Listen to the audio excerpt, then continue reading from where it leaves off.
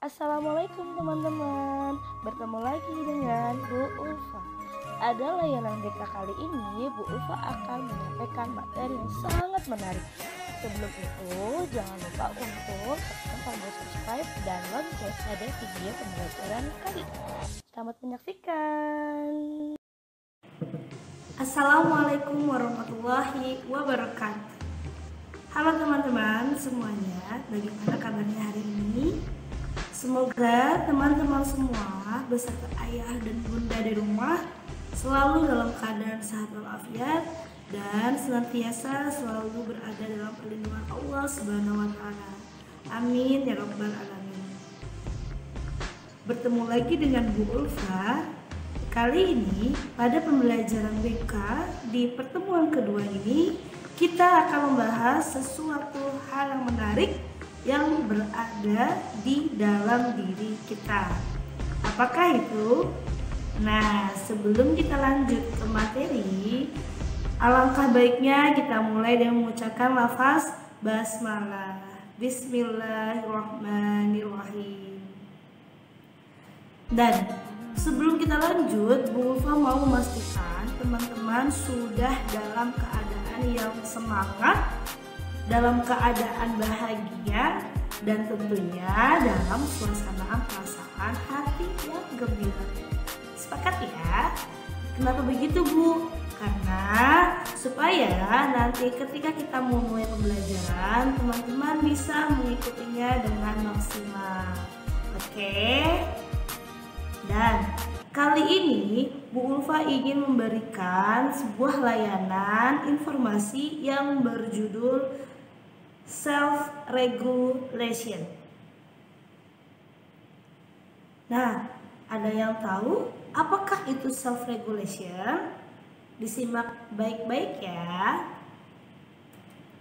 Self-regulation atau yang biasa disebut dengan pengendalian atau mungkin bisa menjadi penguasaan diri yang merupakan salah satu aspek dalam kecerdasan emosi pada seseorang.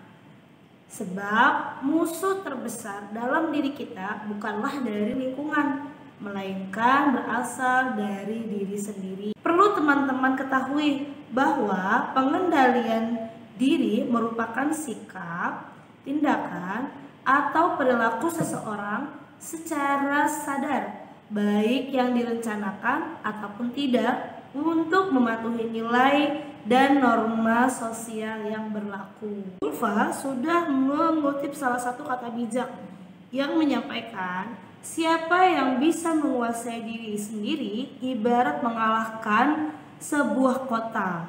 Wah, teman-teman tahu kan sebuah kota ibu kota yang sangat besar, dan kita bisa mengalahkan kota tersebut. Kota yang sebesar itu aja, kalau misalkan kita bisa mengendalikan diri, kita bisa menggenggam kota di jemari kita. Kita bisa meraih kota di tangan kita dengan syarat kita mampu mengendalikan diri, emosi, dan pikiran kita. Kita simak lagi nih penjelasan lebih dalam. Nah, di sini Bu Ulfa akan memberikan bagaimana cara untuk kita bisa mengendalikan diri. Penasaran kan caranya? Nah, ini dia. This is 5 ways to finish it. Let's check down. Nah, yang pertama itu adalah prinsip kemoralan. Seperti apa? Seperti menjaga sikap, menjaga ucapan, ataupun menjaga dari pikiran negatif terhadap apapun yang sedang terjadi. Lalu kemudian ketika ada dorongan hati untuk melakukan sesuatu yang negatif, cobalah untuk dialihkan ke rambu-rambu kemoralan. Seperti apa? Seperti moral agama, moral sosial, moral budaya. Nah, dalam di agama atau agama kita mengajarkan untuk berbicara dengan bertutur kata yang lemah lembut, misalkan seperti itu. Lalu kemudian untuk selalu berpikir positif alias berhusnuzon. Nah, berhusnuzon artinya kita selalu berpikir, misalkan kita harus berpikir positif bahwa kita Allah selalu ada bersama kita. Kita selalu dalam lindungan Allah. Allah selalu membantu kita, seperti itu. Itu contoh untuk moral agama. Begitu juga dengan moral budaya. Moral budaya kita diajarkan untuk menetapkan budaya 5S. Sopan, santun, salam, senyum, dan sapa kepada siapapun yang kita temui.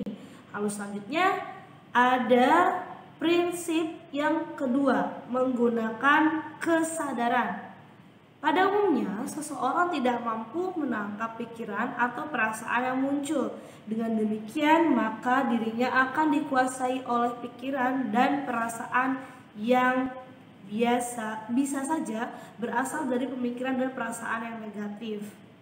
Nah, misalnya saja nih, ada seseorang yang menyinggung perasaan kita, lalu kita akan marah, dan secara tidak sadar, emosi tersebut terpengaruh oleh pemikiran yang negatif.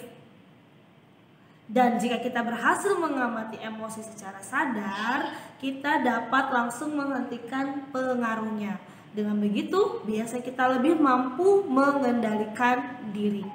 Tapi Bu, gimana kalau misalkan aku udah menggunakan prinsip kemoralan, lalu udah menggunakan juga dengan kesadaran, tapi masih belum bisa nih aku mengendalikan diriku, masih saja aku suka marah-marah, masih saja aku suka mungkin berteriak, masih saja aku suka mungkin membanting sesuatu di sekitarku ketika aku sedang marah. Nah, kita gunakan cara yang ketiga. Apakah cara yang ketiga? Mari kita lihat bersama-sama. Nah, gunakan prinsip renungan alias muhasabah diri. Merenungkan kepada diri sendiri, berbicara kepada diri sendiri. Mungkin teman-teman bisa berdiri di depan cermin dan katakan kepada teman-teman seperti ini. Yang pertama, apa sih untungnya jika aku marah? Lalu yang kedua, apakah reaksi seperti ini? Ibu ulangi ya, apakah reaksi saya seperti ini sudah benar? Lalu yang ketiga, apa sih alasan saya untuk marah?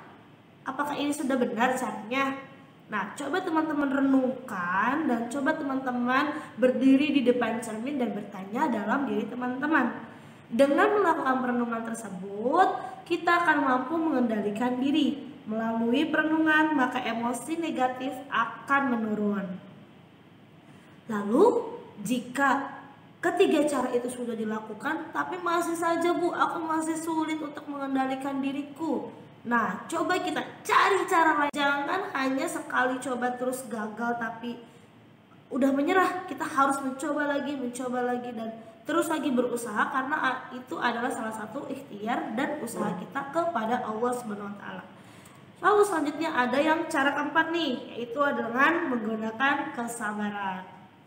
Sabar, syukur, dan ikhlas itu adalah kunci kita dalam menghadapi proses kehidupan.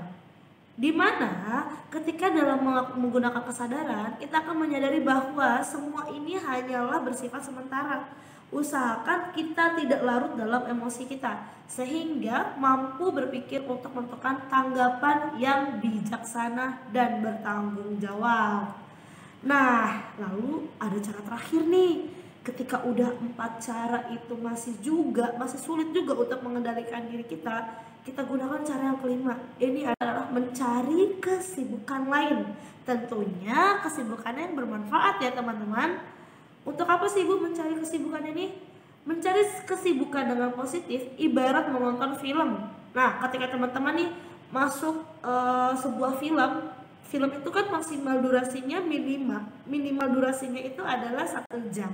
Nah, selama 1 jam itu teman-teman melihat apa yang teman-teman nonton atau apa yang teman-teman saksikan bersama. Nah, dari film tersebut otomatis teman-teman akan tersugesti ke dalam bawah sadar dan akan terfikirkan, pasti terbayang nih ketika habis nonton film, wah tadi tokohnya keren banget nih actionnya, misalkan kalau nonton film action seperti itu. Oh, jadi kalau misalkan ada sesuatu yang menghadang, kita harus melakukan seperti ini supaya bisa melindungi diri kita, seperti itu misalkan. Nah, begitu juga dengan mencari kesibukan lain. Dari mencari kesibukan lain itu, kita akan terarahkan untuk melakukan sesuatu hal yang lebih positif. Dan di sini ada hal yang perlu teman-teman perhatikan. Ada hal yang teman-teman harus hindari ketika mencari aktivitas lain. Yang pertama, berbicara tidak sopan atau sering menggunakan kata kasar, itu dilarang ya teman-teman. Lalu yang kedua, terlalu sering bermain game, apalagi itu sangat-sangat dilarang karena teman-teman akan kecanduan dan akibatnya kalau di fisik mata teman-teman bisa mengeluarkan cairan. Nggak hanya merah, bahkan bisa mengeluarkan cairan. Lalu selanjutnya, ada kecanduan hal yang bersifat negatif. Apa yang bersifat negatif? Salah satunya adalah game, yang kedua adalah kecanduan bermain gadget. Nah, di sini Bu berikan untuk contoh sikap dan perilaku pengendalian diri. Di sini ada 3, ada di keluarga, masyarakat, dan lingkungan. Di keluarga kita mematuhi aturan dari orang tua. Lalu kemudian masyarakat mengikuti segala aturan yang berlaku dalam masyarakat ataupun norma-norma yang sudah dijelaskan Bu tadi di awal.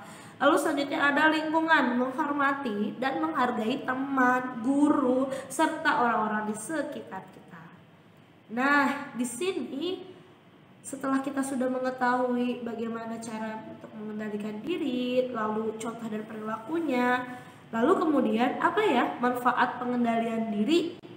Nah, yang pertama, kita jadi mampu untuk meningkatkan kesabaran. Kemudian yang kedua, mampu mempertimbangkan kecukupan kebutuhan hidup yang sesuai dengan kemampuan, bukan sesuai dengan keinginan.